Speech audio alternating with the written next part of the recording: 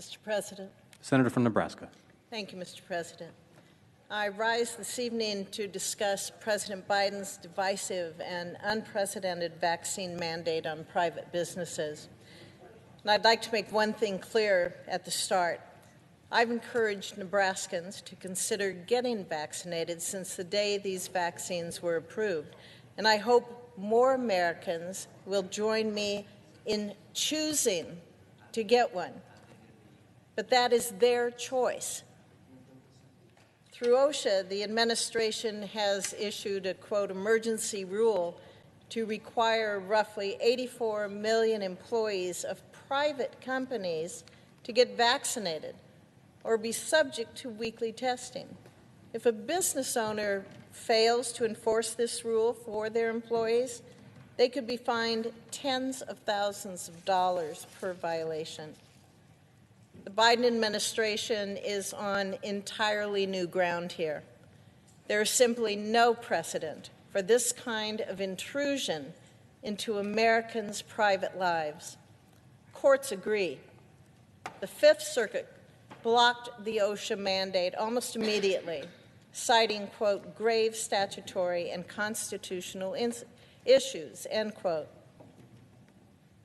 We in Congress have the power to push back too.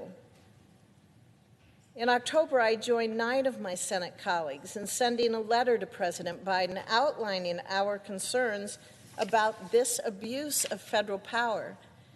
And under the Congressional Review Act, the House and Senate can vote to overturn executive agency actions like this OSHA mandate. And I hope the Senate will do that when we vote on this later today.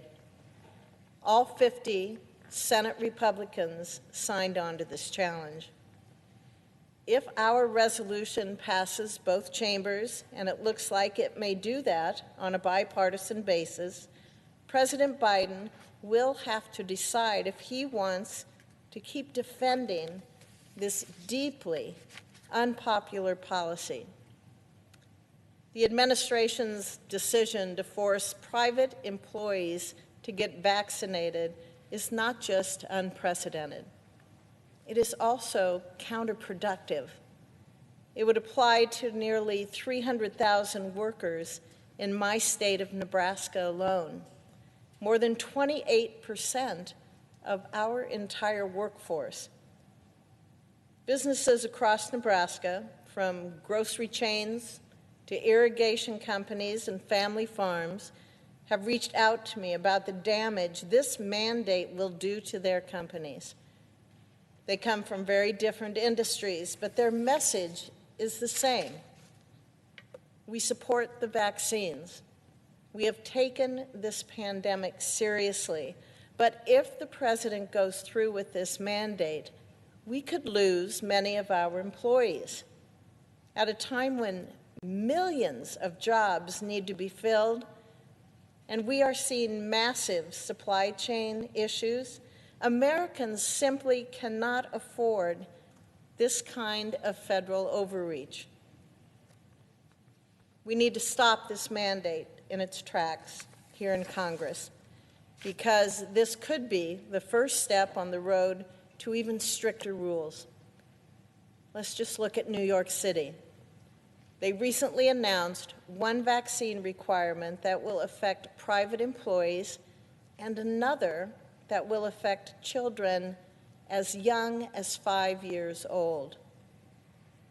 Bill de Blasio's parting gift to New Yorkers is this: get at least one shot by December 27th, or you're going to lose your job. And starting later this month, kindergartners are going to have to show vaccine cards to get into restaurants, movie theaters, and other public places. I do not want to see policies like this even come close to being enacted at the federal level. But I wouldn't put it past this president to try. The Senate must pass this resolution and prevent these kinds of mandates from being issued again in the future. Thank you.